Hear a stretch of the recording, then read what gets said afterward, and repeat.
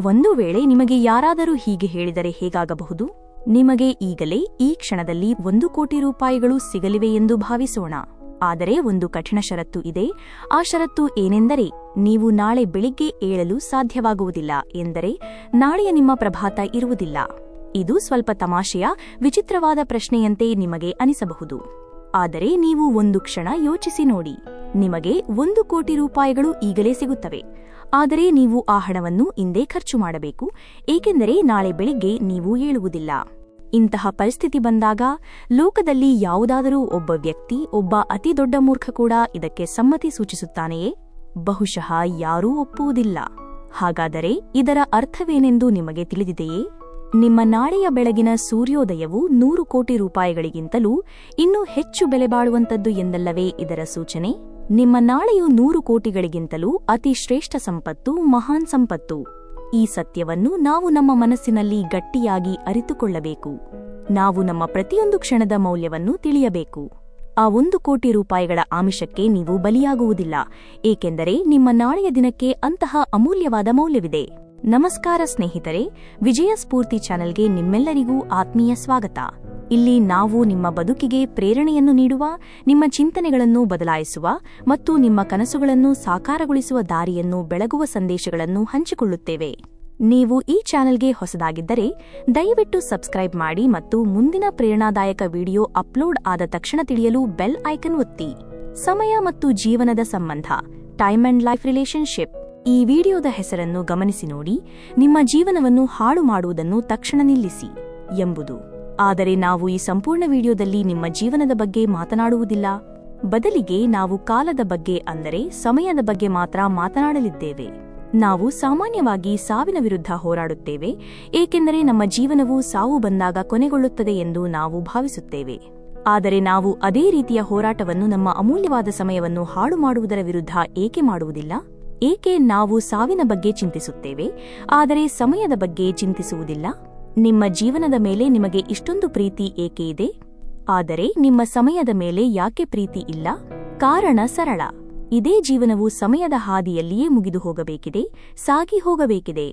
ನೀವು ಸಮಯವನ್ನು ನಿಲ್ಲಿಸಿಬಿಟ್ಟರೆ ನಿಮ್ಮ ಇಡೀ ಜೀವನವೇ ನಿಂತು ಹೋಗುತ್ತದೆ. ನೀವು ಸಮಯವನ್ನು ವೇಗವಾಗಿ ಓಡಿಸಿದರೆ ಜೀವನವು ಒಂದು ಕ್ಷಣದಲ್ಲಿಯೇ ಅಂತ್ಯಗೊಳ್ಳುತ್ತದೆ. ನೆನಪಿಡಿ, ಸಮಯವಿದೆ, ಆದ್ದರಿಂದಲೇ ನಿಮ್ಮ ಜೀವನವು ಮುಂದುವರಿಯುತ್ತಿದೆ, ಸಾಗುತ್ತಿದೆ. ನಿಮ್ಮ ಜೀವನವಿದೆ, ಆದ್ದರಿಂದಲೇ ಸಮಯ ಸಾಗುತ್ತಿಲ್ಲ. ಸಮಯವೇ ಮೂಲಭೂತವಾದ ಶಕ್ತಿ. ನಮ್ಮ ಜೀವನದ ಪ್ರತಿಯೊಂದು ಅನುಭವವೂ ಸಮಯದ ಚೌಕಟ್ಟಿನಲ್ಲಿಯೇ ಸಂಭವಿಸುತ್ತದೆ. ನಾವು ಸಮಯವನ್ನು ವ್ಯರ್ಥ ಮಾಡಿದರೆ ನಾವು ನಮ್ಮ ಜೀವನದ ಆಧಾರ ಸ್ತಂಭವನ್ನೇ ಕಳೆದುಕೊಳ್ಳುತ್ತಿದ್ದೇವೆ ಎಂದರ್ಥ. ಸಮಯವು ನಿರಂತರವಾಗಿ ಹರಿಯುವ ನದಿಯಂತೆ. ಅದನ್ನು ಹಿಡಿದಿಟ್ಟುಕೊಳ್ಳಲು ಯಾರಿಗೂ ಸಾಧ್ಯವಿಲ್ಲ. ಸೀಮಿತ ಸಮಯ ಮತ್ತು ವಿಭಿನ್ನ ಫಲಿತಾಂಶಗಳು, limited time and different results. ಈಗ ಉದಾಹರಣೆಗೆ, ಈಗಿರುವ ಇಸವಿಯ ಆರಂಭದ ಕೆಲವು ತಿಂಗಳುಗಳು ಈಗಾಗಲೇ ಕಳೆದು ಹೋಗಿವೆ. ನೀವು ಈ ವಿಡಿಯೋವನ್ನು ಮಾರ್ಚ್ ತಿಂಗಳಿನಲ್ಲಿ ಅಥವಾ ಅದಕ್ಕಿಂತ ತಡವಾಗಿ ನೋಡುತ್ತಿರಬಹುದು. ಉಳಿದ ತಿಂಗಳುಗಳು ಮಾತ್ರ ಈಗ ನಮ್ಮ ಕೈಯಲ್ಲಿ ಉಳಿದಿವೆ. ಈ ಭೂಮಿಯ ಮೇಲಿರುವ ಪ್ರತಿಯೊಬ್ಬ ವ್ಯಕ್ತಿಗೂ ಸೀಮಿತವಾದ ಸಮಯವೇ ಲಭ್ಯವಿದೆ. ಎಲ್ಲರಿಗೂ ದಿನಕ್ಕೆ 24 ಗಂಟೆಗಳು ಮಾತ್ರ ಇರುತ್ತವೆ. ಆದರೂ ವರ್ಷದ ಕೊನೆಯಲ್ಲಿ ಪ್ರತಿಯೊಬ್ಬರ ಸಾಧನೆಯ ಫಲಿತಾಂಶಗಳು ಏಕೆ ವಿಭಿನ್ನವಾಗಿರುತ್ತವೆ? ಏಕೆ ಕೆಲವರು ಅಗಾಧ ಯಶಸ್ಸನ್ನು ಪಡೆಯುತ್ತಾರೆ ಮತ್ತು ಕೆಲವರು ಕೇವಲ ನಿರಾಶೆಯನ್ನು ಮಾತ್ರ ಪಡೆಯುತ್ತಾರೆ? ಇದಕ್ಕೆ ಕಾರಣವೇನೆಂದರೆ, ಕೆಲವರು ಇಲಾನ್ ಮಸ್ಕ್ ಅವರಂತೆ ವಾರದಲ್ಲಿ 100 ಗಂಟೆಗಳು ಅಥವಾ 120 ಗಂಟೆಗಳ ಕಾಲ ಅತಿ ಕಠಿಣವಾಗಿ ಕೆಲಸ ಮಾಡುತ್ತಿರುತ್ತಾರೆ. ಅಕ್ಷರಶಃ ನರಕದಲ್ಲಿ ಕೆಲಸ ಮಾಡಿದಂತೆ ದುಡಿಯುತ್ತಿರುತ್ತಾರೆ. ಅವರು ತಮ್ಮ ಕೆಲಸವನ್ನು ಪೂಜೆಯಂತೆ ಭಾವಿಸುತ್ತಾರೆ. ಆದರೆ ಇನ್ನು ಕೆಲವರು ಏನು ಮಾಡುತ್ತಾರೆ? ಅವರು ಕೇವಲ ತಮ್ಮ ಅದೃಷ್ಟದ ಮೇಲೆ ಭರವಸೆ ಇಟ್ಟು ಸುಮ್ಮನೆ ಕುಳಿತಿರುತ್ತಾರೆ. ಅದೃಷ್ಟವೋ ಅಥವಾ ಅದೃಷ್ಟವಿಲ್ಲವೋ ಎಂದು ಕಾಯುತ್ತಾ ಕಾಲ ಕಳೆಯುತ್ತಾರೆ. ಅದೃಷ್ಟದ ಮೇಲೆ ಅವಲಂಬಿತರಾದವರಿಗೆ ಮತ್ತು ಕಷ್ಟಪಟ್ಟು ಕೆಲಸ ಮಾಡುವವರಿಗೆ ಫಲಿತಾಂಶಗಳು ಖಂಡಿತವಾಗಿಯೂ ಬೇರೆ ಬೇರೆಯೇ ಇರುತ್ತವೆ. ನಿಮ್ಮ ಆಯ್ಕೆ ಯಾವುದು? ನೀವು ದುಡಿಯುವವರ ಗುಂಪಿನಲ್ಲಿ ಇರುತ್ತೀರಾ ಅಥವಾ ಅದೃಷ್ಟವನ್ನು ಕಾಯುವವರ ಗುಂಪಿನಲ್ಲಿ ಇರುತ್ತೀರಾ? ಪರಿಶ್ರಮ ಮತ್ತು ಅದೃಷ್ಟ, ಹಾರ್ಡ್ ವರ್ಕ್ ಅಂಡ್ ಲಕ್. ನಿಮಗೆ ಒಂದು ಮಹತ್ವದ ಸತ್ಯ ತಿಳಿದಿರಲಿ. ಸಾಮಾನ್ಯವಾಗಿ ಅದೃಷ್ಟದ ಮೇಲೆ ಮಾತ್ರ ಸಂಪೂರ್ಣವಾಗಿ ಅವಲಂಬಿತರಾಗಿರುವ ವ್ಯಕ್ತಿ ವಾಸ್ತವವಾಗಿ ಇನ್ನೂ ಹೆಚ್ಚಿನ ಶ್ರಮವಹಿಸಿ ಪ್ರತಿದಿನವೂ ತಪ್ಪದೇ ಶ್ರಮವನ್ನು ಪಡಬೇಕು. ಏಕೆಂದರೆ ಪ್ರತಿದಿನವೂ ನೀವು ಕಠಿಣ ಪರಿಶ್ರಮ ಮಾಡಿದರೆ, ಎಡೆಬಿಡದೆ ಕೆಲಸ ಮಾಡಿದರೆ, ನೀವು ಮಾಡಿದಂತಹ ಆ ಪಾರಮ್ಯದ ಪ್ರಯತ್ನಗಳಿಂದಾಗಿ ಯಾವ ದಿನವೂ ನಿಮ್ಮ ಅದೃಷ್ಟದ ದಿನವಾಗುತ್ತದೆ, ಯಾವ ದಿನವೂ ನಿಮ್ಮ ಜೀವನದ ಲಕ್ಕಿ ಡೇ ಆಗುತ್ತದೆ ಎಂಬುದು ನಿಮಗೆ ತಿಳಿದಿರುವುದಿಲ್ಲ. ನಿಮ್ಮ ಶ್ರಮವೇ ಆ ಅದೃಷ್ಟದ ದಿನವನ್ನು ತರುತ್ತದೆ. ಒಮ್ಮೆ ಕಲ್ಪನೆ ಮಾಡಿಕೊಳ್ಳಿ, ಇಂದೊಂದು ದಿನ ನಿಮಗೆ ಅದೃಷ್ಟದ ದಿನ ಎಂದುಕೊಳ್ಳಿ, ಯಾವುದೋ ಒಂದು ಲಕ್ಕಿ ಡೇ ಇದೆ.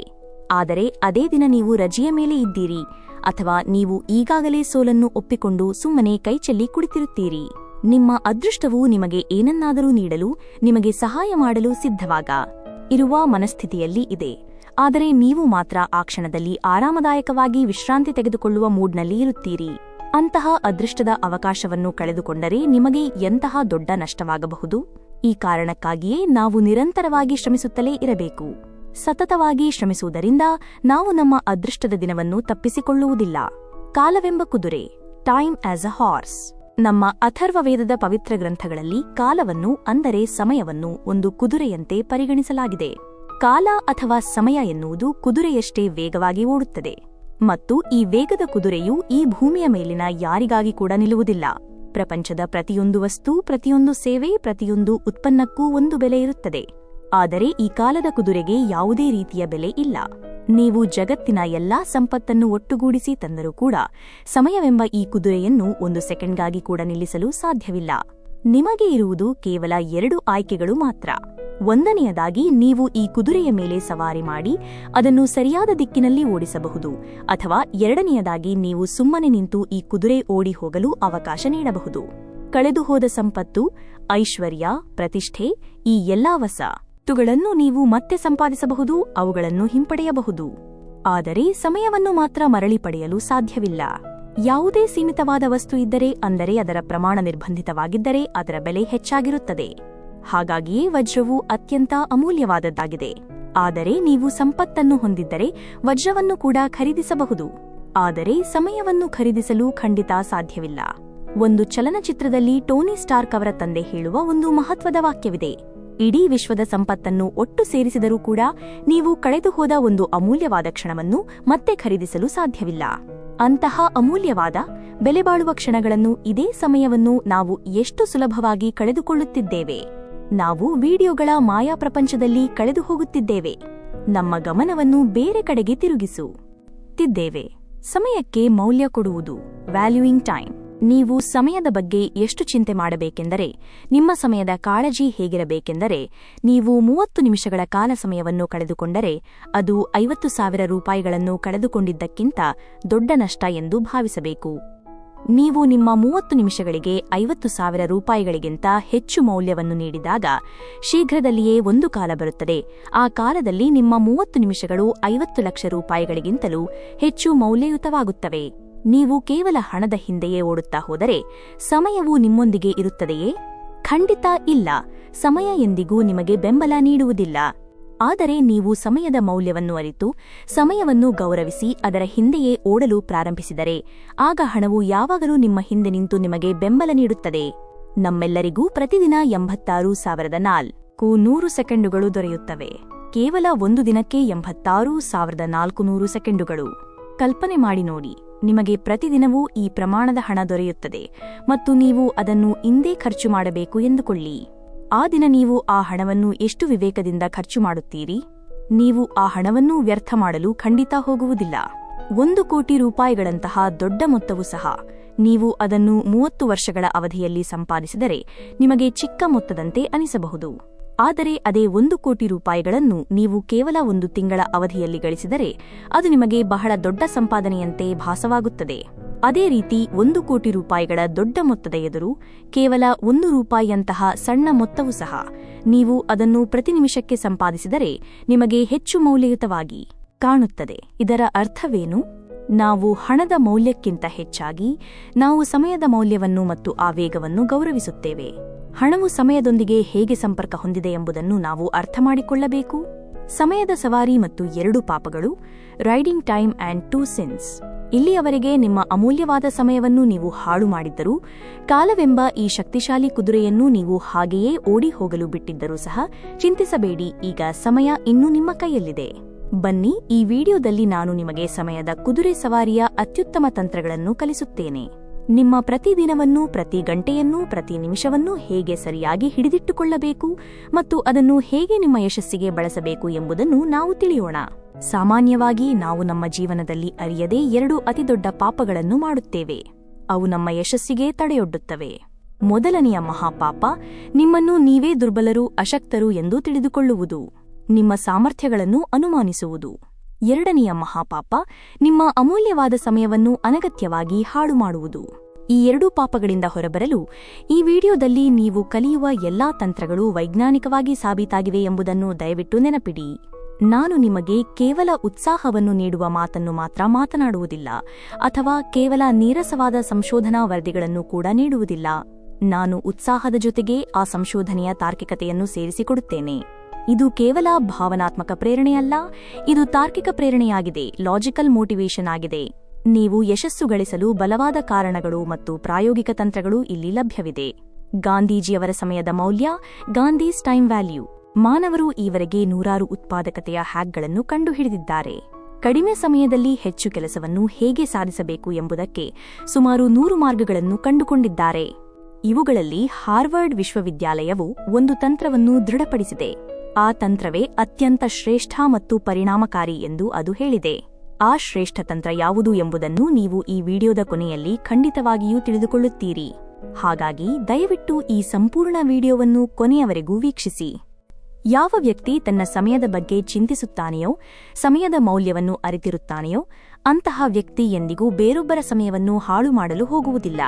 ಸಮಯದ ಮೌಲ್ಯದ ಕುರಿತು ಮಹಾತ್ಮ ಗಾಂಧೀಜಿಯವರ ಒಂದು ನೈಜ ಘಟನೆಯನ್ನು ಇಲ್ಲಿ ನೆನಪಿಸಿಕೊಳ್ಳಬಹುದು. ದಂಡಿ ಮಾರ್ಚ್ ನಡೆಯುತ್ತಿದ್ದ ಸಮಯದಲ್ಲಿ ಮಹಾತ್ಮ ಗಾಂಧೀಜಿಯವರು ಬಹಳ ವೇಗವಾಗಿ ನಡೆಯುತ್ತಿದ್ದರು. ಅವರು ಬಹಳ ಪ್ರಮುಖವಾದ ಕಾರ್ಯದಲ್ಲಿ ನಿರತರಾಗಿದ್ದರು. ಆ ಸಮಯದಲ್ಲಿ ಒಬ್ಬ ಆಂಗ್ಲ ವ್ಯಕ್ತಿ ಅವರನ್ನು ಭೇಟಿಯಾಗಲು ಬಂದನು. ಆತ ಗಾಂಧೀಜಿಯವರನ್ನು ನಿಲ್ಲಿಸಿ ನಮಸ್ಕರಿಸಿ, ಹಲೋ ಮಿಸ್ಟರ್ ಗಾಂಧಿ, ನನ್ನ ಹೆಸರು ವಾಕರ್ ಎಂದು ಹೇಳಿದನು. ಅದಕ್ಕೆ ಗಾಂಧೀಜಿಯವರು ತಕ್ಷಣವೇ ಉತ್ತರಿಸಿದರು, ನೀವು ವಾಕರ್ ಆಗಿದ್ದರೆ ನಾನು ಕೂಡ ವಾಕರ್ ಆಗಿದ್ದೇನೆ, ಅಂದರೆ ನಡೆಯುವವನು ಎಂದು ಹೇಳಿ ಅವರು ನಿಲ್ಲದೆ ತಮ್ಮ ಪ್ರಯಾಣವನ್ನು ಮುಂದುವರಿಸಿದರು. ತಮ್ಮ ಅಮೂಲ್ಯ ಸಮಯವನ್ನು ವ್ಯರ್ಥ ಮಾಡದೆ ಮುಂದೆ ಸಾಗಿದರು. ನಂತರ ಗಾಂಧೀಜಿಯವರ ಬಳಿಗೆ ಬಂದ ಇನ್ನೊಬ್ಬ ವ್ಯಕ್ತಿ ಹೀಗೆ ಹೇಳಿದನು, ಗಾಂಧೀಜಿ, ನೀವು ಆ ವಾಕರ್ ಅವರನ್ನು ಏಕೆ ಭೇಟಿಯಾಗಲಿಲ್ಲ? ಅವರು ಒಬ್ಬ ವರದಿಗಾರನಂತೆ ಕಾಣುತ್ತಿದ್ದರು. ನೀವು ಅವರೊಂದಿಗೆ ಮಾತನಾಡಿದ್ದರೆ ನಿಮ್ಮ ಹೆಸರು ಇಂಗ್ಲಿಷ್ ಪತ್ರಿಕೆಗಳಲ್ಲೆಲ್ಲ ಪ್ರಕಟವಾಗುತ್ತಿತ್ತು ಮತ್ತು ನೀವು ಮತ್ತಷ್ಟು ಪ್ರಸಿದ್ಧರಾಗುತ್ತಿದ್ದಿರಿ. ಅದಕ್ಕೆ ಗಾಂಧೀಜಿಯವರು ಅತ್ಯಂತ ಮಹತ್ವಪೂರ್ಣವಾದ ಉತ್ತರವನ್ನು ನೀಡಿದರು, ನನಗೆ ಪ್ರಸಿದ್ಧಿಯಾಗುವುದಕ್ಕಿಂತಲೂ ನನ್ನ ಸಮಯವು ಹೆಚ್ಚು ಮೌಲ್ಯಯುತವಾಗಿದೆ. ಗಾಂಧೀಜಿಯವರು ಸಮಯದ ಒಂದೇ ಒಂದು ಕ್ಷಣವನ್ನೂ ಸಹ ವ್ಯರ್ಥ ಮಾಡಲು ಇಷ್ಟಪಡಲಿಲ್ಲ. ಯಶಸ್ವಿ ಜನರು ಹೀಗೆಯೇ ತಮ್ಮ ಸಮಯಕ್ಕೆ ಅತಿ ಹೆಚ್ಚು ಬೆಲೆಯನ್ನು ನೀಡುತ್ತಾರೆ. ಅಬ್ರಹಾಂ ಲಿಂಕನ್ ಮತ್ತು side hustle. Abraham Lincoln and side hustle. Abraham Lincoln ಅವರು ತಮ್ಮ ಆರಂಭಿಕ ಜೀವನವನ್ನು ಬಹಳ ಕಡು ಬಡತನದಲ್ಲಿ ಕಳೆದರು.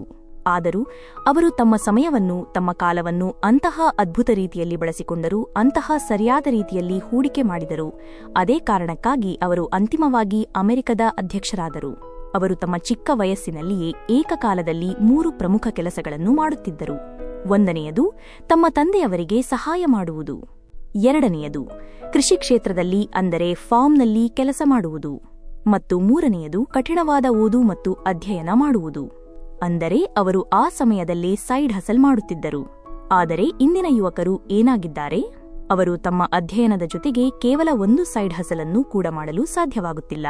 ಈ ಒಂದು ವಾಕ್ಯವನ್ನು ನಾವು 100 ಬಾರಿ ಓದಿರಬಹುದು. ಬಡತನದಲ್ಲಿ ಜನಿಸುವುದು ದೊಡ್ಡ ಸಮಸ್ಯೆಯಲ್ಲ, ಆದರೆ ಬಡವರಾಗಿ ಮರಣ ಹೊಂದಿದರೆ ಮಾತ್ರ ಅದು ನಿಜವಾದ ಸಮಸ್ಯೆ. ಆದರೆ ಈ ಸತ್ಯವನ್ನು ನಾವು ಇಂದಿಗೂ ಒಪ್ಪಿಕೊಳ್ಳಲು ಸಿದ್ಧರಿಲ್ಲ. ನಾವು ಪ್ರತಿಯೊಬ್ಬರೂ ಒಂದು ಸತ್ಯವನ್ನು ತಿಳಿದಿದ್ದೇವೆ. ದೇವರು ಪ್ರತಿಯೊಬ್ಬರ ಬ್ಯಾಂಕ್ ಖಾತೆಯಲ್ಲಿ ಹಣಕ್ಕಿಂತಲೂ ಹೆಚ್ಚು ಅಮೂಲ್ಯವಾದ ವಸ್ತುವನ್ನು, ಸಂಪತ್ತನ್ನು ಹಾಕಿ ಕಳುಹಿಸಿದ್ದಾನೆ. ಅದುವೇ ಸಮಯ ಅಥವಾ ಕಾಲ. ವಿಶ್ವದ ಎಲ್ಲಾ ಶ್ರೀಮಂತರು, ಎಲ್ಲಾ ಬಿಲಿಯನೇರ್ಗಳು ತಮ್ಮ ಹಣವನ್ನು ಸರಿಯಾದ ಜಾಗದಲ್ಲಿ ಹೂಡಿಕೆ ಮಾಡಿದ್ದರಿಂದ ಶ್ರೀಮಂತರಾಗಲಿಲ್ಲ. ಬದಲಿಗೆ ಅವರು ತಮ್ಮ ಅಮೂಲ್ಯವಾದ ಸಮಯವನ್ನು ಸರಿಯಾದ ಸ್ಥಳದಲ್ಲಿ ಹೂಡಿಕೆ ಮಾಡಿದ್ದರಿಂದಲೇ ಶ್ರೀಮಂತರಾಗಿದ್ದಾರೆ. ಸಮಯವೇ ಅತ್ಯಂತ ದೊಡ್ಡ ಹೂಡಿಕೆ. ವಾರೆನ್ ಬಫೆಟ್ ಅವರ ಸಮಯದ ಹೂಡಿಕೆ, ವಾರೆನ್ ಬಫೆಟ್ಸ್ ಟೈಮ್ ಇನ್ವೆಸ್ಟ್ಮೆಂಟ್. ಇಡೀ ಜಗತ್ತು ವಾರೆನ್ ಬಫೆಟ್ ಅವರು ಸರಿಯಾದ ಜಾಗದಲ್ಲಿ ಹಣವನ್ನು ಹೂಡಿಕೆ ಮಾಡಿದರು ಎಂದು ತಿಳಿದಿದೆ ಮತ್ತು ಅವರ ಹಣಕಾಸಿನ ಯಶಸ್ಸನ್ನು ಮಾತ್ರ ಗಮನಿಸುತ್ತದೆ. ಆದರೆ ಅವರು ಹಣವನ್ನು ಹೂಡಿಕೆ ಮಾಡಲಿಲ್ಲ. ಅವರು ತಮ್ಮ ಅಮೂಲ್ಯವಾದ ಸಮಯವನ್ನು ಸರಿಯಾದ ಜಾಗದಲ್ಲಿ ಹೂಡಿಕೆ ಮಾಡಿದರು ಎಂಬುದನ್ನು ಯಾರೂ ಗಮನಿಸಿಯೇ ಇಲ್ಲ. ವಾರೆನ್ ಬಫೆಟ್ ಅವರಿಗೆ ಕೇವಲ 6 ವರ್ಷ ವಯಸ್ಸಿದ್ದಾಗ ಅವರು ಒಂದು ದಿನಸಿಯ ಅಂಗಡಿಯಿಂದ 25 ಸೆಂಟ್ಸ್ಗೆ ಕೋಕಾ ಕೋಲಾ ಮತ್ತು ಚೂಯಿಂಗ್ ಗಮ್ನ ಪ್ಯಾಕ್ಗಳನ್ನು ಖರೀದಿಸುತ್ತಿದ್ದರು. ನಂತರ ಅವರು ಅದನ್ನು ಶೇಕಡಾ 5ರಷ್ಟು ಲಾಭಕ್ಕೆ ಮನೆ ಮನೆಗೆ ತೆರಳಿ ಮಾರಾಟ ಮಾಡುತ್ತಿದ್ದರು. ಅದೇ ಸಮಯದಲ್ಲಿ ಅವರ ವಯಸ್ಸಿನ ಇತರ ಮಕ್ಕಳು ಆಟಗಳನ್ನು ಆಡುತ್ತಿದ್ದರೂ ತಮ್ಮ ಸಮಯವನ್ನು ಹಾಳು ಮಾಡುತ್ತಿದ್ದರು. ಆದರೆ ವಾರೆನ್ ಬಫೆಟ್ ಅವರು ಏನು ಮಾಡುತ್ತಿದ್ದರು? ಅವರು ಕಾಲವೆಂಬ ಈ ಶಕ್ತಿಶಾಲಿ ಕುದುರೆಯ ಮೇಲೆ ಅಂದಿನಿಂದಲೇ ಸವಾರಿ ಮಾಡುತ್ತಿದ್ದರು. 5 ವರ್ಷಗಳ ನಂತರ ಅವರಿಗೆ 11 ವರ್ಷ ವಯಸ್ಸಿದ್ದಾಗ ಅವರು ಷೇರು ಮಾರುಕಟ್ಟೆಗೆ ಕಾಲಿಟ್ಟರು. ತಮ್ಮ ಬಳಿ ಹಣವಿಲ್ಲ ಎಂದು ಅವರು ಎಂದಿಗೂ ನೆಪ ಹೇಳಲಿಲ್ಲ. ಕೇವಲ ನೆಪ ಹೇಳಿ ತಮ್ಮ ಸಮಯವನ್ನು ಹಾಳು ಮಾಡಲಿಲ್ಲ. ಬದಲಿಗೆ ಅವರು ಪತ್ರಿಕೆಗಳನ್ನು ಮಾರಾಟ ಮಾಡಲು ಪ್ರಾರಂಭಿಸಿದರು. ಪ್ರತಿ ತಿಂಗಳು $75 ಸಂಪಾದಿಸಿ ಆ ಹಣವನ್ನೆಲ್ಲ ಸ್ಟಾಕ್ಗಳಲ್ಲಿ ಹೂಡಿಕೆ ಮಾಡಿದರು. ಹೀಗೆ ಮಾಡುತ್ತಾ 16 ವರ್ಷ ವಯಸ್ಸಿಗೆ ಅವರು $3,000 ದೊಡ್ಡ ಮೊತ್ತವನ್ನು ಗಳಿಸಿದ್ದರು. ಅವರು ಗಳಿಸಿದ್ದು ಕೇವಲ ಹಣವಲ್ಲ, ಅವರು ಮೊದಲು ತಮ್ಮ ಸಮಯವನ್ನು ಸರಿಯಾದ ಸ್ಥಳದಲ್ಲಿ ಹೂಡಿಕೆ ಮಾಡಿದರು. ಬಿಲ್ ಗೇಟ್ಸ್ ಅವರೇ ಸ್ವತಃ ಹಲವಾರು ಬಾರಿ ವಾರೆನ್ ಬಫೆಟ್ ಅವರ ಸಮಯ ನಿರ್ವಹಣೆಯ ತಂತ್ರಗಳನ್ನು ಬಹಿರಂಗವಾಗಿ ಹೊಗಳಿದ್ದಾರೆ. ಇತ್ತೀಚೆಗೆ ನೀಡಿದ ಒಂದು ಸಂದರ್ಶನದಲ್ಲಿ ಬಿಲ್ ಗೇಟ್ಸ್ ಅವರು ಹೀಗೆ ಹೇಳುತ್ತಾರೆ, ವಾರೆನ್ ಬಫೆಟ್ ಅವರು ನನಗೆ ತಮ್ಮ ಕ್ಯಾಲೆಂಡರ್ ಅನ್ನು ತೋರಿಸಿದ್ದು ನನಗೆ ಇನ್ನೂ ನೆನಪಿದೆ. ಅವರು ತಮ್ಮ ಕ್ಯಾಲೆಂಡರ್ನಲ್ಲಿ ಪ್ರತಿಯೊಂದು ನಿಮಿಷವನ್ನು ಸಹ ಯೋಜಿಸಿ ಕಾರ್ಯಕ್ರಮದೊಂದಿಗೆ ಪ್ಯಾಗ್ ಮಾಡಿ ಇಟ್ಟಿದ್ದರು. ಪ್ರತಿಯೊಂದು ನಿಮಿಷಕ್ಕೂ ಒಂದು ಕೆಲಸವನ್ನು ನಿಗದಿಪಡಿಸಿದ್ದರು. ಮತ್ತು ಬಫೆಟ್ ಅವರ ಪ್ರಕಾರ ಕೆಲಸ ಮಾಡಲು ಇರುವ ಏಕೈಕ ಅತ್ಯುತ್ತಮ ವಿಧಾನವೆಂದರೆ ಇದೊಂದೇ ಎಂದು ಅವರು ದೃಢವಾಗಿ ನಂಬಿದ್ದರು. ತಮ್ಮ ಸಮಯವನ್ನು ಕಟ್ಟುನಿಟ್ಟಾಗಿ ನಿಯಂತ್ರಣದಲ್ಲಿ ಇಟ್ಟುಕೊಳ್ಳುವುದೇ ಅವರ ಯಶಸ್ಸಿನ ಗುಟ್ಟಾಗಿತ್ತು. ಸಮಯವನ್ನು ಕೊಲ್ಲಬೇಡಿ, ಡೋಂಟ್ ಕಿಲ್ ಟೈಮ್. ಸಮಯಕ್ಕೆ ಅಂತಹ ಮಹಾಶಕ್ತಿ ಇದೆ. ಸಮಯವು ಯಾವುದೇ ಒಬ್ಬ ಫಕೀರನನ್ನು ಮಹಾರಾಜನನ್ನಾಗಿ ಮಾಡಬಲ್ಲದು ಮತ್ತು ಯಾವುದೇ ಒಬ್ಬ ಮಹಾರಾಜನನ್ನು ಕ್ಷಣಮಾತ್ರದಲ್ಲಿ ಫಕೀರನನ್ನಾಗಿ ಮಾಡಬಲ್ಲದು. ಹಾಗಾಗಿ ನೀವು ಸಮಯವನ್ನು ಎಂದಿಗೂ ಕೊಲ್ಲಲು ಪ್ರಯತ್ನಿಸಬೇಡಿ. ನಿಮ್ಮ ಅಮೂಲ್ಯವಾದ ಕಾಲವನ್ನು ವ್ಯರ್ಥ ಮಾಡಬೇಡಿ. ಏಕೆಂದರೆ ಸಮಯವು ನಿಮ್ಮನ್ನು ತಿರುಗಿ ಕೊಲ್ಲಲು ಪ್ರಾರಂಭಿಸಿದಾಗ ಆ ನೋವನ್ನು, ಆ ದುಃಖವನ್ನು ನಿಮಗೆ ಸಹಿಸಿಕೊಳ್ಳಲು ಸಾಧ್ಯವಾಗುವುದಿಲ್ಲ. ಆಗ ನಿಮ್ಮ ಬಾಯಿಂದ ಕೇವಲ ಒಂದೇ ಒಂದು ವಾಕ್ಯ ಹೊರಬರುತ್ತದೆ, ಈ ದುಃಖ, ಈ ಸಂಕಟ ಯಾವಾಗ ಕೊನೆಗೊಳ್ಳುತ್ತದೆ ಎಂದು ನೀವು ಹತಾಶರಾಗುತ್ತೀರಿ. ಸಮಯವನ್ನು ಹಾಳು ಮಾಡುವ ಈ ಸಮಸ್ಯೆಗೆ ಕಾರಣಗಳೇನು ಎಂದು ನೀವು ಈಗ ತಿಳಿದುಕೊಳ್ಳಬೇಕು. ನೀವು ಯಾವುದೇ ಒಂದು ರೋಗವನ್ನು ಅದರ ಮೂಲ ಕಾರಣವನ್ನು ತಿಳಿಯದೆ ಗುಣಪಡಿಸಲು ಸಾಧ್ಯವಿಲ್ಲ. ನೀವು 2 ಅತಿದೊಡ್ಡ ಕಾರಣಗಳಿಂದಾಗಿ ನಿಮ್ಮ ಸಮಯವನ್ನು ವ್ಯರ್ಥ ಮಾಡುತ್ತೀರಿ. ಆ 2 ಕಾರಣಗಳನ್ನು ಈಗ ಗಮನವಿಟ್ಟು ಕೇಳಿ. ಮೊದಲನೆಯ ಕಾರಣ ಶಕ್ತಿಯ ಕೊರತೆ. ಎಂದರೆ ನಿಮ್ಮಲ್ಲಿ ಶಕ್ತಿಯಿಲ್ಲ, ಕೆಲಸ ಮಾಡುವ ಮನಸ್ಥಿತಿಯಿಲ್ಲ, ಮೂಡ್ ಇಲ್ಲ, ಮನಸ್ಸಿಲ್ಲ. ಇದನ್ನು ನೀವು ಏನೆಂದು ಬೇಕಾದರೂ ಕರೆಯಬಹುದು. ನಿಮ್ಮ ದೇಹದಲ್ಲಿ ಮತ್ತು ಮನಸ್ಸಿನಲ್ಲಿ ಕೆಲಸ ಮಾಡುವಂತಹ ಒಂದು ಜವಾಬ್ದಾರಿಯುತವಾದ ಶಕ್ತಿಯ ಕೊರತೆ ಇರುತ್ತದೆ. ಎರಡನೆಯ ಕಾರಣ ನಿಮ್ಮ ಸಮಯವನ್ನು ಎಲ್ಲಿ ಹೂಡಿಕೆ ಮಾಡಬೇಕು, ಯಾವ ಕೆಲಸಕ್ಕೆ ಕೊಡಬೇಕು ಎಂಬ ಉದ್ದೇಶದ ಅಂದರೆ ಪರ್ಪಸ್ನ ಕೊರತೆ. ನಿಮ್ಮಲ್ಲಿ ನಿರ್ದಿಷ್ಟ ಗುರಿಗಳೇ ಇಲ್ಲ. ನೀವು ಹೀಗೆ ಹೇಳುತ್ತಾ ಕಾಲ ಕಳೆಯುತ್ತೀರಿ, ಅದನ್ನು ನಾಳೆ ಮಾಡುತ್ತೇನೆ, ಈಗ ಮಾಡುತ್ತೇನೆ, ಆದರೆ ಈಗ ಮನಸ್ಸಿಲ್ಲ ಇತ್ಯಾದಿ. ಯಾವ ವ್ಯಕ್ತಿ ಕೇವಲ ಮನಸ್ಸಿದ್ದಾಗ ಮಾತ್ರ ಅಥವಾ ಒಂದು ಒಳ್ಳೆಯ ಫೀಲ್ ಇದ್ದಾಗ ಮಾತ್ರ ಕೆಲಸ ಮಾಡಲು ಪ್ರಾರಂಭಿಸುತ್ತಾನೆಯೋ ಮತ್ತು ಪ್ರತಿದಿನವೂ ತನ್ನ ಯೋಜನೆಗಳನ್ನು ಬದಲಾಯಿಸುತ್ತಾ ಇರುತ್ತಾನೆಯೋ ಅಂತಹ ವ್ಯಕ್ತಿ ಎಂದಿಗೂ ತನ್ನ ದಿನದ ಅಮೂಲ್ಯವಾದ ಗಂಟೆಗಳನ್ನು ಹಿಡಿದಿಟ್ಟುಕೊಳ್ಳಲು ಸಾಧ್ಯವಾಗುವುದಿಲ್ಲ. ಕಾಲವೆಂಬ ಈ ಶಕ್ತಿಶಾಲಿ ಕುದುರೆಯು ಹೇಗಾದರೂ ಓಡುತ್ತಲೇ ಇರುತ್ತದೆ. ಅದರ ಮೇಲೆ ಸವಾರಿ ಮಾಡಲು ನಿಮ್ಮ ಮನಸ್ಸಿದೆಯೋ ಇಲ್ಲವೋ ಪರವಾಗಿಲ್ಲ, ಅದು ತನ್ನ ಓಟವನ್ನು ನಿಲ್ಲಿಸುವುದಿಲ್ಲ. ಆಧುನಿಕ ಆಲಸ್ಯ, ಮಾಡರ್ನ್ ಪ್ರೊಕ್ರಾಸ್ಟಿನೇಷನ್. ನಮ್ಮೆಲ್ಲರಿಗೂ ಹಳೆಯ ಕಾಲದ ಒಂದು ಶ್ರೇಷ್ಠ ಮಾತು ತಿಳಿದಿದೆ, ನಾಳೆ ಮಾಡಬೇಕಾದ ಕೆಲಸವನ್ನು ಇಂದು ಮಾಡಿ, ಇಂದು ಮಾಡಬೇಕಾದ ಕೆಲಸವನ್ನು ಇದೀಗ ಮಾಡಿ. ಏಕೆಂದರೆ ಒಂದು ಕ್ಷಣದಲ್ಲಿ ಪ್ರಳಯವು ಸಂಭವಿಸಿ ನಿಮ್ಮ ಜೀವನವು ಅಂತ್ಯಗೊಳ್ಳಬಹುದು. ಆಗ ನೀವು ಯಾವಾಗ ನಿಮ್ಮ ಕೆಲಸವನ್ನು ಪೂರ್ಣಗೊಳಿಸುತ್ತೀರಿ ಎಂದು ಹಿಂದಿನವರು ಹೇಳುತ್ತಿದ್ದರು. ಇದು ಶ್ರಮದ ಮಹತ್ವವನ್ನು ಸಾರುತ್ತದೆ. ಆದರೆ ಇಂದಿನ ಆಧುನಿಕ ಜನರಿಗಾಗಿ ಒಂದು ಹೊಸ ಸಾಲು ಬಂದಿದೆ, ಇಂದು ಮಾಡಬೇಕಾದ ಕೆಲಸವನ್ನು ನಾಳೆ ಮಾಡಿ, ನಾಳೆ ಮಾಡಬೇಕಾದ ಕೆಲಸವನ್ನು ನಾಡಿದ್ದು ಮಾಡಿ. ಅಂತಹ ಅವಸರವೇನು ಸಹೋದರ, ನೀವು ಶಾಶ್ವತವಾಗಿ ಬದುಕಿರುವಂತೆ. ಎಂತಹ ಅಪಾಯಕಾರಿ ಚಿಂತನೆ! ಯಾವ ವ್ಯಕ್ತಿಗೆ ಸುಮ್ಮನೆ ಖಾಲಿ ಕುಳಿತುಕೊಳ್ಳುವ ಅಭ್ಯಾಸ ಬೆಳೆದು ಹೋಗಿದೆಯೋ ಅಥವಾ ಕೇವಲ ಮೊಬೈಲ್ ಫೋನ್ನ ಪರದೆಯಲ್ಲೇ ಮುಳುಗಿ ಹೋಗಿರುವ ಅಭ್ಯಾಸವಿರುತ್ತದೆಯೋ ಅಂತಹ ವ್ಯಕ್ತಿಯು ಏನು ಮಾಡುತ್ತಿದ್ದಾನೆಂದರೆ ಯಶಸ್ಸಿನ ದಾರಿಯಲ್ಲಿ ಓಡುತ್ತಿರುವ ಲಕ್ಷಾಂತರ ಕುದುರೆಗಳ ಸೈನ್ಯವನ್ನು ಹಾಗೆಯೇ ಹಾದು ಹೋಗಲು ಬಿಡುತ್ತಿದ್ದಾನೆ. ಆ ಎಲ್ಲಾ ಕುದುರೆಗಳ ಮೇಲೆ ಒಬ್ಬೊಬ್ಬ ಶ್ರಮಜೀವಿ, ಒಬ್ಬೊಬ್ಬ ಪರಿಶ್ರಮಿ ಮನುಷ್ಯ ಸವಾರಿ ಮಾಡುತ್ತಿದ್ದಾನೆ. ಆದರೆ ಆ ದೊಡ್ಡ ಗುಂಪಿನಿಂದ ಕೇವಲ ಒಬ್ಬ ಕುದುರೆಯ ಮೇಲೆ ಮಾತ್ರ ಆ ದೊರೆ, ಆ ಮಹಾರಾಜ ಸವಾರಿ ಮಾಡುತ್ತಿಲ್ಲ. ಏಕೆಂದರೆ ಆ ದೊರೆಗೆ ಸವಾರಿ ಮಾಡಲು ಮನಸ್ಸು ಇರಲಿಲ್ಲ, ಮೂಡಿರಲಿಲ್ಲ. ಆದರೆ ಕಾಲವೆಂಬ ಆ ಮಹಾಶಕ್ತಿಶಾಲಿ ಕುದುರೆ ಆ ದೊರೆಯನ್ನು ಬಿಟ್ಟು ತನ್ನ ಓಟವನ್ನು ಮುಂದುವರಿಸಿಯೇ ಸಾಗುತ್ತದೆ. ದೊರೆಯು ಆರಾಮ ಮಾಡುತ್ತಿರುವ ಸಮಯದಲ್ಲೂ ಕಾಲವು ನಿಲ್ಲುವುದಿಲ್ಲ. ಇದು ಸಮಯದ ಬಗೆಗಿನ ಅರಿವು. ಪರಿಶ್ರಮದ ವ್ಯಸನ, ಅಡಿಕ್ಷನ್ ಟು ಹಾರ್ಡ್ ವರ್ಕ್. ಯಾವ ರೀತಿಯಲ್ಲಿ ಸಮಯವನ್ನು ಹಾಳು ಮಾಡುವುದು ಒಂದು ಕೆಟ್ಟ ಚಟವಾಗಿ, ಒಂದು ವ್ಯಸನವಾಗಿ ಬೆಳೆಯುತ್ತದೆಯೋ ಅದೇ ರೀತಿಯಲ್ಲಿ ನಿಮ್ಮ ಸಮಯವನ್ನು ನಿಯಂತ್ರಣದಲ್ಲಿ ಇಟ್ಟುಕೊಳ್ಳುವುದು ಕೂಡ ಒಂದು ಅತ್ಯುತ್ತಮವಾದ, ಒಳ್ಳೆಯ ಅಭ್ಯಾಸವಾಗಿ, ಒಂದು ಒಳ್ಳೆಯ ಚಟವಾಗಿ ಬೆಳೆಯಲು ಸಾಧ್ಯವಿದೆ. ಎರಡೂ ಚಟಗಳೇ, ಆದರೆ ಒಂದನ್ನು ಆರಿಸುವ ಜವಾಬ್ದಾರಿ ನಿಮ್ಮ ಮೇಲಿದೆ. ನಾನು ಬಹಳ ಹಿಂದಿನಿಂದಲೂ ಹೇಳುತ್ತಾ ಬಂದಿರುವ ಒಂದು ಪ್ರೇರಣೆಯ ಸಾಲು ಇದೆ. ನೀವು ಏನನ್ನಾದರೂ ವ್ಯಸನ ಮಾಡಲೇಬೇಕಿದ್ದರೆ ಕೇವಲ ಕಠಿಣ ಪರಿಶ್ರಮವನ್ನು ವ್ಯಸನ ಮಾಡಿಕೊಳ್ಳಿ. ಆಗ ನಿಮಗೆ ಯಾವ ರೋಗ ಅಂಟಿಕೊಳ್ಳುತ್ತದೆ ಗೊತ್ತೇ? ನಿಮಗೆ ಯಶಸ್ಸಿನ ರೋಗವೇ ಅಂಟಿಕೊಳ್ಳುತ್ತದೆ. ಪರಿಶ್ರಮವೇ ನಿಮ್ಮ ಪ್ರಧಾನ ಶಕ್ತಿಯಾಗಬೇಕು. ಈಗ ನಾನು ನಿಮ್ಮೆಲ್ಲರಿಗೂ ಒಂದು ಸರಳವಾದ ಪ್ರಶ್ನೆಯನ್ನು ಕೇಳುತ್ತೇನೆ. ನೀವೆಲ್ಲರೂ ಬಳಸುವ ಇನ್ಸ್ಟಾಗ್ರಾಮ್, ಯೂಟ್ಯೂಬ್ ಅಥವಾ ಬೇರೆ ಯಾವುದೇ ಅಪ್ಲಿಕೇಶನ್ಗಳನ್ನು ಬಳಸಲು ಹಣವನ್ನು ಪಾವತಿಸಬೇಕಿದ್ದರೆ ಅವುಗಳನ್ನು ಪಾವತಿಸಿ ನೀವು ಬಳಸುತ್ತೀರಾ? ನೀವು ಅವುಗಳನ್ನು ಬಳಸಲು ಎಷ್ಟು ಹಣವನ್ನು ಪಾವತಿಸಲು ಸಿದ್ಧರಿರುತ್ತೀರಿ? ತಿಂಗಳಿಗೆ ಎಲ್ಲಾ ಅಪ್ಲಿಕೇಶನ್ಗಳನ್ನು ಬಳಸಲು ₹1 ಮಾತ್ರ ಶುಲ್ಕವಿದ್ದರೆ ಖಂಡಿತ ಬಹುತೇಕ ಎಲ್ಲರೂ ಬಳಸುತ್ತಾರೆ. ಅದೇ ಶುಲ್ಕ ₹3,000 ಬಳಸುವವರ ಸಂಖ್ಯೆ ಸ್ವಲ್ಪ ಕಡಿಮೆಯಾಗಬಹುದು. ಒಂದು ವೇಳೆ ತಿಂಗಳಿಗೆ ₹10,000 ಕೊಡಬೇಕಿದ್ದರೆ ಆಗಲೂ ಕೂಡ ಕೆಲವರು ಬಳಸಬಹುದು. ಆದರೆ ನೀವು ಬಳಸುವ ಅದೇ ಸಾಮಾಜಿಕ ಮಾಧ್ಯಮಗಳಿಗೆ ತಿಂಗಳಿಗೆ ₹20,000, ₹30,000 ಅಥವಾ ₹50,000 ಪಾವತಿಸಬೇಕು ಎಂದಿದ್ದರೆ ಬಹುಶಃ ಯಾರೂ ಕೂಡ ಸಾಮಾಜಿಕ ಮಾಧ್ಯಮಗಳನ್ನು ಬಳಸಲು ಹೋಗುವುದಿಲ್ಲ. ಆದರೆ ನಿಮಗೆ ತಿಳಿದಿದೆಯೇ, ನೀವು ಈಗಾಗಲೇ ಆ ಸಾಮಾಜಿಕ ಮಾಧ್ಯಮಗಳಿಗೆ $20,000, $30,000 ಅಥವಾ ಅದಕ್ಕಿಂತಲೂ ಹೆಚ್ಚಿನ ಮೊತ್ತವನ್ನು ಪಾವತಿಸುತ್ತಿರುವ ಒಬ್ಬ ಅತ್ಯಂತ ಶ್ರೀಮಂತ ವ್ಯಕ್ತಿಯಾಗಿದ್ದೀರಿ. ನಿಮಗೆ ಕೇಳಲು ಆಶ್ಚರ್ಯವಾಗುತ್ತಿದೆಯೇ? ಹೇಗೆ ಎಂದು ತಿಳಿಯಿರಿ. ಸಮಯವೇ ಕರೆನ್ಸಿ, ಟೈಮ್ ಈಸ್ ಕರೆನ್ಸಿ. ಸಮಯವು ಒಂದು ಅಮೂಲ್ಯವಾದ ಕರೆನ್ಸಿಯಾಗಿದೆ, ಅಂದರೆ ಅದು ಒಂದು ವಿನಿಮಯದ ಸಾಧನವಾಗಿದೆ. ನೀವು ಹಣದಂತೆ ಸಮಯವನ್ನು ಬಳಸಬಹುದು. ಯಾರಾದರೂ ಒಬ್ಬ ವ್ಯಕ್ತಿ ದಿನಕ್ಕೆ 6 ಗಂಟೆಗಳ ಕಾಲ ಕೆಲಸ ಮಾಡಿ ತಿಂಗಳಿಗೆ ₹30,000 ಸಂಪಾದಿಸುತ್ತಾನೆ ಎಂದು ಭಾವಿಸೋಣ, ಮತ್ತು ಆತ ಶನಿವಾರ ಮತ್ತು ಭಾನುವಾರಗಳಂದು ರಜೆಯನ್ನು ತೆಗೆದುಕೊಳ್ಳುತ್ತಾನೆ ಎಂದಾದರೆ ಈ ಲೆಕ್ಕಾಚಾರದ ಪ್ರಕಾರ ಆ ವ್ಯಕ್ತಿಯ 1 ಗಂಟೆಯ ಮೌಲ್ಯವು ₹227 ಈಗ ಯೋಚಿಸಿ, ಆ ವ್ಯಕ್ತಿ ದಿನಕ್ಕೆ 5 ಗಂಟೆಗಳ ಕಾಲ ಕೇವಲ ಫೋನ್ನಲ್ಲಿ ಸಮಯವನ್ನು ಹಾಳು ಮಾಡಿದರೆ 5 ಗಂಟೆಗಳೆಂದರೆ 227 × 5 ಅಂದರೆ ₹1,135 ಸಮಯವನ್ನು ಪ್ರತಿದಿನ ವ್ಯರ್ಥ ಮಾಡುತ್ತಿದ್ದಾನೆ. ತಿಂಗಳಿಗೆ ಈ 5 ಗಂಟೆಗಳನ್ನು ಲೆಕ್ಕ ಹಾಕಿದರೆ ಸುಮಾರು ₹40,050 ಅವನು ಸಾಮಾಜಿಕ ಮಾಧ್ಯಮಗಳಿಗೆ ಪಾವತಿಸುತ್ತಿದ್ದಾನೆ. ಈ ಲೆಕ್ಕಾಚಾರವು ಕೇವಲ ಹಣದ ಬಗ್ಗೆ ಮಾತ್ರ ಇರುವುದಿಲ್ಲ, ಇದು ನಿಮ್ಮ ಗಮನ ಮತ್ತು ನಿಮ್ಮ ಸಮಯದ ಬಗ್ಗೆಯೂ ಇರುತ್ತದೆ. ಯಾರಾದರೂ ಒಬ್ಬ ವ್ಯಕ್ತಿ 6 ಗಂಟೆಗಳ ಕಾಲ ಕೆಲಸ ಮಾಡಿ ತಿಂಗಳಿಗೆ ₹30,000 ಸಂಪಾದಿಸಿದರೆ ಆ ತಿಂಗಳಿನ ಒಟ್ಟು ಮೌಲ್ಯ ಎಷ್ಟಾಗುತ್ತದೆ? ಈ ₹30,000 ಮೌಲ್ಯವನ್ನು ಯಾರು ನಿರ್ಧರಿಸುತ್ತಾರೆ? ಯಾರು ಈ ಮೊತ್ತವನ್ನು ನಿಗದಿಪಡಿಸುತ್ತಾರೆ? ಅದನ್ನು ನಿರ್ಧರಿಸುವುದು ಅದನ್ನು ಸಂಪಾದಿಸುತ್ತಿರುವ ಆ ವ್ಯಕ್ತಿಯೇ ಆಗಿದ್ದಾನೆ. ಪ್ರತಿಯೊಬ್ಬ ವ್ಯಕ್ತಿಯ ತಿಂಗಳಿನ ಸಮಯದ ಪ್ರತಿ ಗಂಟೆಯ ಬೆಲೆಯು ನಿರ್ಧಾರವಾಗುವುದು ಆತನು ಕೆಲಸದ ನಂತರ ತನ್ನ ಉಳಿದ ಸಮಯವನ್ನು ಎಲ್ಲಿ ನೀಡುತ್ತಿದ್ದಾನೆ ಎಂಬುದರ ಮೇಲೆ ಅವಲಂಬಿಸಿರುತ್ತದೆ. ಕಲ್ಪನೆ ಮಾಡಿ, ಯಾರಾದರೂ ಒಬ್ಬರು ತಮ್ಮ ಕೆಲಸದಲ್ಲಿ ಉತ್ತಮಗೊಳ್ಳಲು ಪ್ರತಿದಿನ 3 ಗಂಟೆಗಳ ಕಾಲ ನಿಯಮಿತವಾಗಿ ಪ್ರಯತ್ನ ಮಾಡುತ್ತಿದ್ದಾರೆ ಎಂದು ಭಾವಿಸೋಣ. 6 ತಿಂಗಳ ನಂತರವೂ ಅವರ ಕೆಲಸದ ಬೆಲೆ, ಅವರ ಸಂಬಳವು ಅದೇ ರೀತಿಯಲ್ಲಿ ಇರುತ್ತದೆಯೇ? ಖಂಡಿತ ಇರುವುದಿಲ್ಲ. ಅವರ ಮೌಲ್ಯ ಹೆಚ್ಚಾಗುತ್ತದೆ.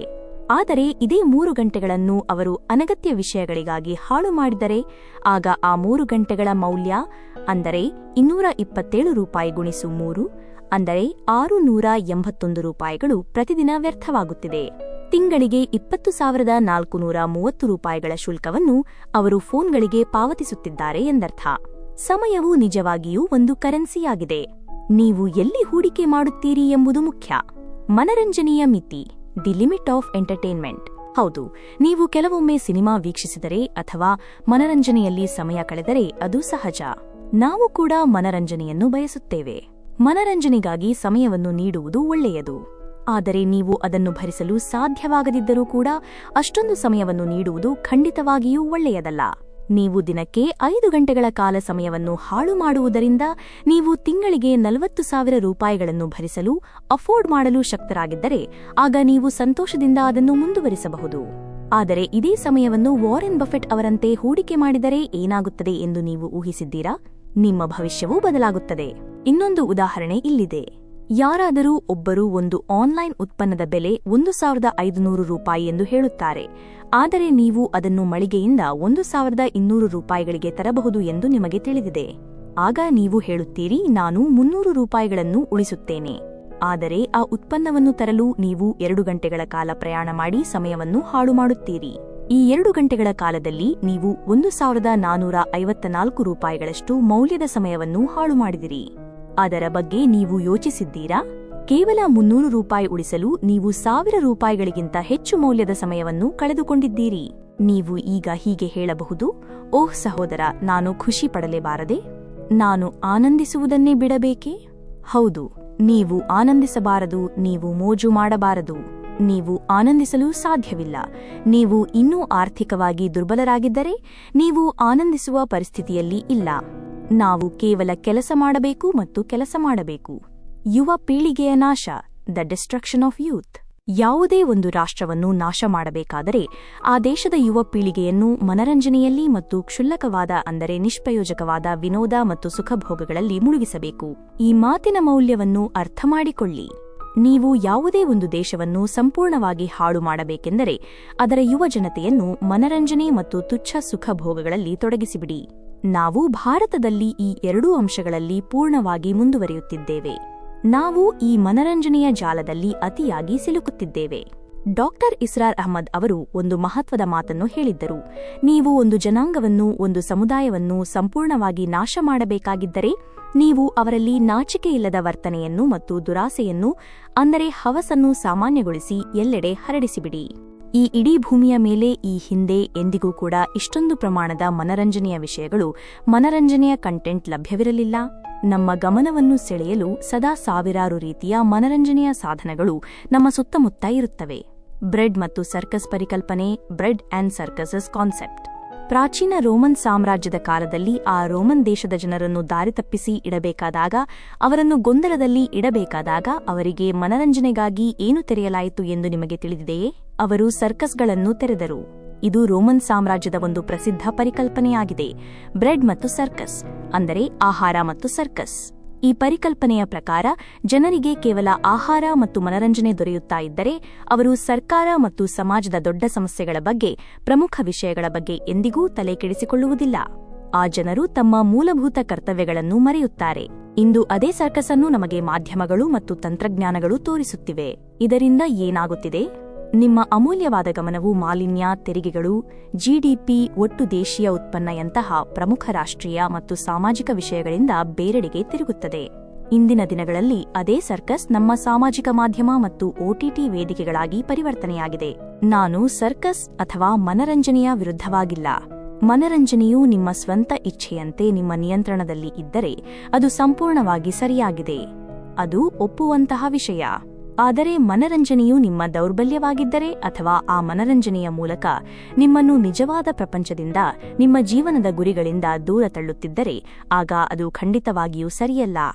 ನಿಜವಾದ ಜಗತ್ತಿನ ಕಷ್ಟಗಳಿಂದ ಕೆಲವೇ ಕ್ಷಣಗಳ ಕಾಲ ತಪ್ಪಿಸಿಕೊಳ್ಳಲು ಮನರಂಜನೆಯನ್ನು ಬಳಸುವುದು ಪರವಾಗಿಲ್ಲ.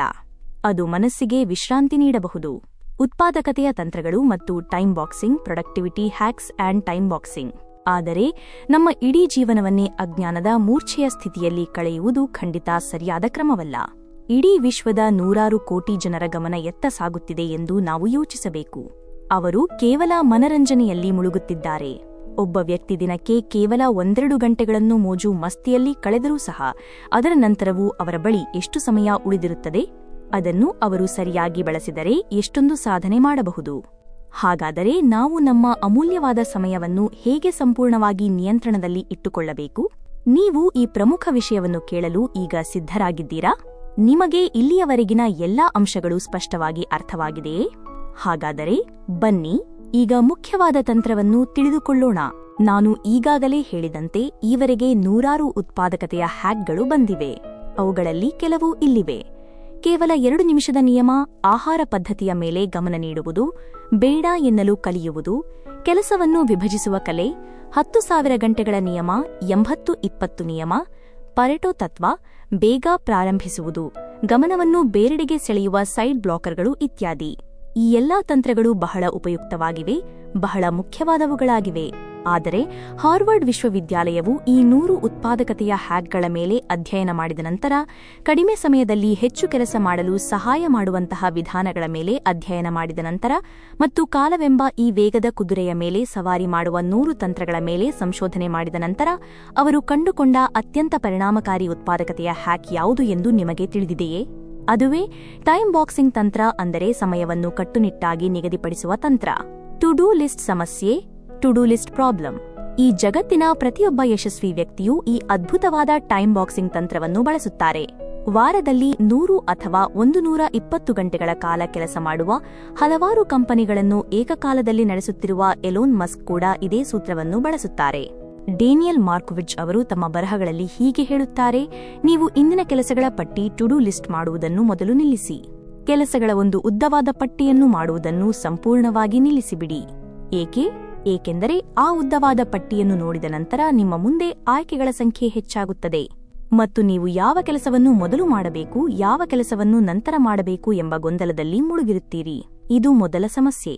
ಎರಡನೆಯ ಸಮಸ್ಯೆ ಏನೆಂದರೆ, ನಿಮ್ಮ ಮುಂದೆ ಒಂದು ಕೆಲಸವು 3 ನಿಮಿಷಗಳಷ್ಟು ಚಿಕ್ಕದಾಗಿರುತ್ತದೆ, ಮತ್ತೊಂದು ಕೆಲಸವು 30 ನಿಮಿಷಗಳಷ್ಟು ದೊಡ್ಡದಾಗಿರುತ್ತದೆ. ನೈಸರ್ಗಿಕವಾಗಿ ನೀವು ಮೊದಲು 3 ನಿಮಿಷಗಳ ಚಿಕ್ಕ ಕೆಲಸವನ್ನು ಮುಗಿಸಲು ಬಯಸುತ್ತೀರಿ. 30 ನಿಮಿಷಗಳ ಕೆಲಸವನ್ನು ನೀವು ಕೊನೆಯಲ್ಲಿ ಇಡುತ್ತೀರಿ. ಆದರೆ ಒಂದು ವೇಳೆ ಆ 30 ನಿಮಿಷಗಳ ಕೆಲಸವನ್ನು ನೀವು ನಿಮ್ಮ ಅತ್ಯಂತ ಹೆಚ್ಚಿನ ಶಕ್ತಿ ಇರುವ ಸಮಯದಲ್ಲೇ ಮಾಡಬೇಕಾಗಿದ್ದರೆ ಆಗ ಏನು ಮಾಡುತ್ತೀರಿ? ಈ ಪಟ್ಟಿಯ ಆದ್ಯತೆಯು ನಿಮ್ಮ ದಿನದ ಶಕ್ತಿಯ ಮಟ್ಟಕ್ಕೆ ಅನುಗುಣವಾಗಿ ಇರುವುದಿಲ್ಲ. ಮತ್ತು ಈ ಪಟ್ಟಿಯ ಅತ್ಯಂತ ಕೆಟ್ಟ ವಿಷಯವೇನೆಂದರೆ, ಈ ಇಡೀ ಪಟ್ಟಿಗೆ ಯಾವುದೇ ಗುರಿಯ ಅರ್ಥ, ಯಾವುದೇ ಸಂದರ್ಭದ ಅರಿವು ಅಥವಾ ಯಾವುದೇ ಉದ್ದೇಶದ ಅರಿವು ನಿಮಗೆ ತಿಳಿದಿರುವುದಿಲ್ಲ. ನೀವು ಕೇವಲ ಪಟ್ಟಿಯನ್ನು ಪೂರ್ಣಗೊಳಿಸಲು ಪ್ರಯತ್ನಿಸುತ್ತಿರುತ್ತೀರಿ. ಏಕೆ ಮಾಡುತ್ತಿದ್ದೀರಿ ಎಂಬುದು ಸ್ಪಷ್ಟವಾಗಿರುವುದಿಲ್ಲ. ಆ ಕಾರಣ, ಆ ವೈ ನಿಮಗೆ ತಿಳಿದಿರುವುದಿಲ್ಲ. ಇದಕ್ಕಾಗಿಯೇ ಟೈಮ್ ಬಾಕ್ಸಿಂಗ್ ತಂತ್ರವು ಅತ್ಯಂತ ಶಕ್ತಿಶಾಲಿಯಾಗಿದೆ.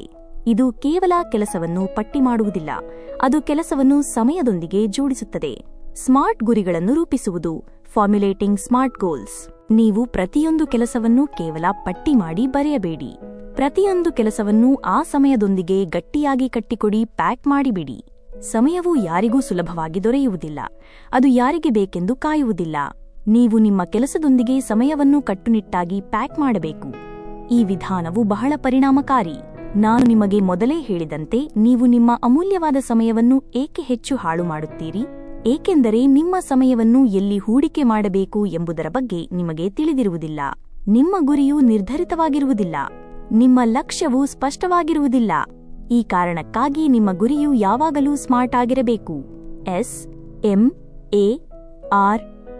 ಈ ಸ್ಮಾರ್ಟ್ ಗುರಿಗಳಲ್ಲಿ SS ಎಂದರೆ ಸ್ಪೆಸಿಫಿಕ್, ಅಂದರೆ ನಿರ್ದಿಷ್ಟವಾಗಿರಬೇಕು. ಉದಾಹರಣೆಗೆ, ಪ್ರವಾಸ ಹೋಗುವುದು ಒಂದು ಗುರಿ. ಆದರೆ ಅದು ನಿರ್ದಿಷ್ಟವಾಗಿದೆಯೇ? ಇಲ್ಲ. ನೀವು ದೆಹಲಿಗೆ ಹೋಗಬೇಕೇ ಅಥವಾ ಗೋವಾಕ್ಕೆ ಹೋಗಬೇಕೇ? ಇದು ಸ್ಪಷ್ಟವಾದರೆ ಅದು ನಿರ್ದಿಷ್ಟವಾಗುತ್ತದೆ. ಇನ್ನು ನಿರ್ದಿಷ್ಟವಾಗಿ ಹೇಳಬೇಕೆಂದರೆ, ದೆಹಲಿಯಲ್ಲಿ ಯಾವೆಲ್ಲ ಸ್ಥಳಗಳಿಗೆ ಹೋಗಬೇಕು ಎಂಬುದನ್ನು ನಿರ್ಧರಿಸಬೇಕು. ಗುರಿಯು ನಿರ್ದಿಷ್ಟವಾಗಿರುವುದರಿಂದ ನಿಮ್ಮ ಸಮಯವು ಸರಿಯಾದ ಜಾಗಕ್ಕೆ ಹರಿಯಲು ಪ್ರಾರಂಭಿಸುತ್ತದೆ. ಸ್ಪಷ್ಟ ಗುರಿ ಇದ್ದಾಗ ಮಾತ್ರ ಶಕ್ತಿಯನ್ನು ಕೇಂದ್ರೀಕರಿಸಬಹುದು. ಅಳೆಯಬಹುದಾದ ಮತ್ತು ಸಾಧಿಸಬಹುದಾದ ಗುರಿಗಳು, ಮೆಜರಬಲ್ ಅಂಡ್ ಅಚೀವಬಲ್ ಗೋಲ್ಸ್. ಎರಡನೆಯದು MM ಎಂದರೆ ಮೆಜರಬಲ್, ಅಂದರೆ ಅಳೆಯಲು ಸಾಧ್ಯವಾಗುವಂತಿರಬೇಕು. ನೀವು ಸಾಧಿಸಬೇಕಾದ ಕೆಲಸವು ಎಷ್ಟು ಗಂಟೆಗಳ ಪ್ರಕ್ರಿಯೆ ಹೊಂದಿದೆ? ನೀವು ಪ್ರತಿದಿನ ಎಷ್ಟು ಗಂಟೆಗಳ ಕಾಲ ಕೆಲಸ ಮಾಡುತ್ತೀರಿ? ಇದು ಎಷ್ಟು ದಿನಗಳ ಪ್ರಕ್ರಿಯೆ? ಈ ಸಂಪೂರ್ಣ ಪ್ರಕ್ರಿಯೆಯ ಬಗ್ಗೆ ನಿಮಗೆ ಸರಿಯಾದ ಮಾಹಿತಿ ಇರಬೇಕು. ಕಲ್ಪನೆ ಮಾಡಿ, 10 GB ಗಾತ್ರದ ಒಂದು ಫೈಲ್ ಕಳೆದ 2 ಗಂಟೆಗಳಿಂದ ಡೌನ್ಲೋಡ್ ಆಗುತ್ತಲೇ ಇದೆ. ಆದರೆ ಹೊರಗೆ ಎಷ್ಟು ಡೌನ್ಲೋಡ್ ಆಗಿದೆ ಮತ್ತು ಇನ್ನೂ ಎಷ್ಟು ಸಮಯ ತೆಗೆದುಕೊಳ್ಳುತ್ತದೆ ಎಂಬ ಪ್ರಗತಿಯೇ ನಿಮಗೆ ಗೋಚರಿಸುತ್ತಿಲ್ಲ. ಆಗ ನಿಮಗೆ ಎಷ್ಟು ಕಿರಿಕಿರಿಯಾಗಬಹುದು? ಆದರೆ ನಿಮಗೆ ಆ ಸಮಯ ಮತ್ತು ಪ್ರಗತಿಯ ಬಗ್ಗೆ ತಿಳಿದಿದ್ದರೆ ನಿಮಗೆ ಒಂದು ರೀತಿಯ ಸಮಾಧಾನ ಸಿಗುತ್ತದೆ. ಯಾವುದೇ ಕೆಲಸವು ಎಷ್ಟು ಸಮಯ ತೆಗೆದುಕೊಳ್ಳುತ್ತದೆ ಎಂಬುದನ್ನು ನೀವು ಮೊದಲೇ ಅಳತೆ ಮಾಡಿದರೆ ಆ ಕೆಲಸವು ಅಷ್ಟೇ ಸಮಯದಲ್ಲಿ ಪೂರ್ಣಗೊಳ್ಳುತ್ತದೆ. ಉದಾಹರಣೆಗೆ, ನೀವು ಈ ಕೆಲಸವನ್ನು ನನಗೆ 1 ಗಂಟೆಯಲ್ಲಿ ಪೂರ್ಣಗೊಳಿಸಬೇಕು ಎಂದು ನಿರ್ಧರಿಸಿದರೆ ನೀವು ಅದನ್ನು 1 ಗಂಟೆಯಲ್ಲಿ ಮುಗಿಸಿಬಿಡುತ್ತೀರಿ. ಆದರೆ ನೀವು ಹೀಗೆ ಹೇಳಿದರೆ, ಅಯ್ಯೋ, ನಾನು ಇದನ್ನು ಹೇಗಾದರೂ ಮಾಡಬೇಕು ಎಂದುಕೊಂಡರೆ ಅದನ್ನು ಮುಗಿಸಲು ನೀವು ಎಷ್ಟು ಗಂಟೆ ತೆಗೆದುಕೊಳ್ಳುತ್ತೀರಿ? ನಿಮಗೆ ಖಂಡಿತ ಗೊತ್ತಿರುವುದಿಲ್ಲ. ಮೂರನೆಯದು A ಎಂದರೆ ಅಚೀವಬಲ್, ಅಂದರೆ ಸಾಧಿಸಬಹುದಾದ ಗುರಿಯಾಗಿರಬೇಕು. ಆ ಸಮಯದಲ್ಲಿ ಅದನ್ನು ಪೂರ್ಣಗೊಳಿಸಲು ಸಾಧ್ಯವಾಗುವಂತಹ ಗುರಿಯೇ ಅಚೀವಬಲ್ ಗುರಿ. ಒಂದು ತಿಂಗಳಿಗೆ 1,00,000 ರೂಪಾಯಿಗಳನ್ನು ಸಂಪಾದಿಸುವ ವ್ಯಕ್ತಿ ತಾನು ಈಗ ಪ್ರೇರಣೆ ಪಡೆದಿದ್ದೇನೆ, ಮುಂದಿನ ತಿಂಗಳು 1 ಕೋಟಿ ರೂಪಾಯಿ ಸಂಪಾದಿಸುತ್ತೇನೆ ಎಂದು ಹೇಳಿದರೆ ಅಲ್ಲಿ ತೊಂದರೆ ಇರುವುದು 1 ಕೋಟಿ ರೂಪಾಯಿ ಸಂಪಾದಿಸುವುದರಲ್ಲಿ ಅಲ್ಲ. ತೊಂದರೆ ಇರುವುದು ಆ ಸಮಯದ ಚೌಕಟ್ಟಿನಲ್ಲಿ. ಆ ಗುರಿಯನ್ನು ಸಾಧಿಸಲು ಬೇಕಾದ ಸಮಯವನ್ನು ವಾಸ್ತವವಾಗಿ ಅಂದಾಜು ಮಾಡಬೇಕು. ಪವಾಡಗಳು ಸಂಭವಿಸುತ್ತವೆ, ಆದರೆ ಅವು ಪ್ರತಿದಿನ ಸಂಭವಿಸುವುದಿಲ್ಲ. ಪ್ರಸ್ತುತ ಮತ್ತು ಸಮಯಮಿತಿಯ ಗುರಿಗಳು relevant and time bound goals. 4ನೆಯದು RR ಎಂದರೆ ರೆಲೆವೆಂಟ್ ಅಂದರೆ ಪ್ರಸ್ತುತವಾಗಿರಬೇಕು. ಇದು ಅತ್ಯಂತ ಅಗತ್ಯವಾದ ಅಂಶವಾಗಿದೆ. ನೀವು ಮಾಡುವ ಯಾವುದೇ ಕೆಲಸವೂ ನಿಮ್ಮ ವೈಯಕ್ತಿಕ ಮೌಲ್ಯಗಳೊಂದಿಗೆ, ನಿಮ್ಮ ನಿಜವಾದ ಆಸಕ್ತಿಗಳೊಂದಿಗೆ ಪ್ರಸ್ತುತವಾಗಿ ಹೊಂದಾಣಿಕೆ ಆಗಬೇಕು. ನೀವು ಯಾವ ಕೆಲಸವನ್ನು ಮಾಡುತ್ತಿದ್ದೀರೋ ಅದು ನಿಮ್ಮ ಮೌಲ್ಯಗಳು ಮತ್ತು ಆಸಕ್ತಿಗಳಿಗೆ ಅನುಗುಣವಾಗಿರಬೇಕು. ನಿಮ್ಮ ಜೀವನದಲ್ಲಿ ಯಾವ ವಿಷಯವೂ ನಿಮಗೆ ನಿಜವಾಗಿಯೂ ಮುಖ್ಯವಾಗಿದೆಯೋ ಆ ಕೆಲಸವನ್ನು ನೀವು ಎಂದಿಗೂ ಮುಂದೂಡುವುದಿಲ್ಲ, ನೀವು ಅದರಲ್ಲಿ ಆಲಸ್ಯ ಮಾಡುವುದಿಲ್ಲ. ಯಾರೂ ಕೂಡ ತಮ್ಮ ಸಮಯವನ್ನು ಹಾಳು ಮಾಡಲು ಬಯಸುವುದಿಲ್ಲ, ಆದರೆ ಆ ಕೆಲಸವು ಅವರಿಗೆ ಪ್ರಸ್ತುತವಾಗಿರುವುದಿಲ್ಲ ಎಂಬ ಕಾರಣಕ್ಕಾಗಿ ಆ ಸಮಯವು ಸುಲಭವಾಗಿ ಹಾಳಾಗುತ್ತದೆ. ಇದಕ್ಕೆ ಒಂದು ಉದಾಹರಣೆ ಇಲ್ಲಿದೆ. ಒಂದು ನಾಯಿಯು ಕಾರಿನ ಹಿಂದೆ ಓಡುತ್ತಿರುತ್ತದೆ. ಕಾರು ಇದ್ದಕ್ಕಿದ್ದಂತೆ ನಿಂತು ಹೋಯಿತು ಎಂದಿಟ್ಟುಕೊಳ್ಳಿ. ಆಗ ಆ ನಾಯಿಯು ಕೂಡ ನಾನು ಇದರ ಹಿಂದೆ ಏಕೆ ಓಡುತ್ತಿದ್ದೆ ಎಂಬ ವಿಷಯವನ್ನೇ ಮರೆತು ಬಿಡುತ್ತದೆ. ಅದೇ ರೀತಿಯಲ್ಲಿ ನೀವು ಒಂದು ದಿನ ಕುಳಿತು ಒಂದು ಗುರಿಯನ್ನು ನಿರ್ಧರಿಸುತ್ತೀರಿ, ಅದರ ಮೇಲೆ 10 ದಿನಗಳ ಕಾಲ ಕೆಲಸ ಮಾಡುತ್ತೀರಿ.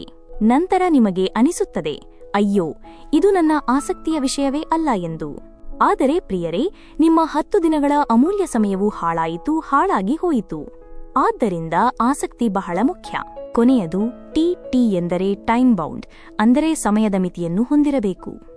ಯಾವುದೇ ಕೆಲಸದ ಆರಂಭದ ದಿನಾಂಕ ಮತ್ತು ಮುಕ್ತಾಯದ ದಿನಾಂಕ ಮತ್ತು ಸಮಯದ ಬಗ್ಗೆ ನಿಮಗೆ ಸ್ಪಷ್ಟವಾದ ಅರಿವು ಇರಬೇಕು. ಯಾವ ಕೆಲಸವು ಎಷ್ಟು ಸಮಯಕ್ಕೆ ಅರ್ಹವಾಗಿದೆಯೋ ಆ ಕೆಲಸಕ್ಕೆ ಕೇವಲ ಅಷ್ಟೇ ಸಮಯವನ್ನು ಮಾತ್ರ ನೀಡಿ. ಇದರಿಂದ ನೀವು ನಿಮ್ಮ ಕ್ಯಾಲೆಂಡರ್ ಅನ್ನು ನೀವೇ ನಿಯಂತ್ರಿಸುತ್ತೀರಿ. ಮತ್ತು ಇದೇ ಜಾಗದಲ್ಲಿಯೇ ಟೈಮ್ ಬಾಕ್ಸಿಂಗ್ ತಂತ್ರವು ಅತ್ಯಂತ ಪರಿಣಾಮಕಾರಿಯಾಗಿ ಕಾರ್ಯನಿರ್ವಹಿಸುತ್ತದೆ. ಯಾವ ವ್ಯಕ್ತಿ ತನ್ನ ಮನೆಯ ಗೋಡೆಗೆ ತೂಗು ಹಾಕಿರುವ ಕ್ಯಾಲೆಂಡರ್ ಅನ್ನು ಕೂಡ ನಿಯಂತ್ರಿಸಲು ಸಾಧ್ಯವಿಲ್ಲವೋ ಅಂತಹ ವ್ಯಕ್ತಿಯು ಹೊರಗಿನ ಜಗತ್ತಿನಲ್ಲಿ ಯಶಸ್ಸಿನ ನಿಯಮಗಳನ್ನು ಹೇಗೆ ನಿಯಂತ್ರಿಸಲು ಸಾಧ್ಯ? ನೀವು ಈ ವಿಡಿಯೋದ ಪ್ರಾರಂಭದಿಂದ ಇಲ್ಲಿಯವರೆಗೆ ಸಮಯ ನಿರ್ವಹಣೆಯ ಬಗ್ಗೆ ತಿಳಿದುಕೊಂಡಿದ್ದೀರಿ. ಇವುಗಳಿಗಿಂತ ಉತ್ತಮವಾದ ಯಾವುದೇ ವಿಧಾನವೂ ನಿಮಗೆ ಸಿಗಲು ಸಾಧ್ಯವಿಲ್ಲ.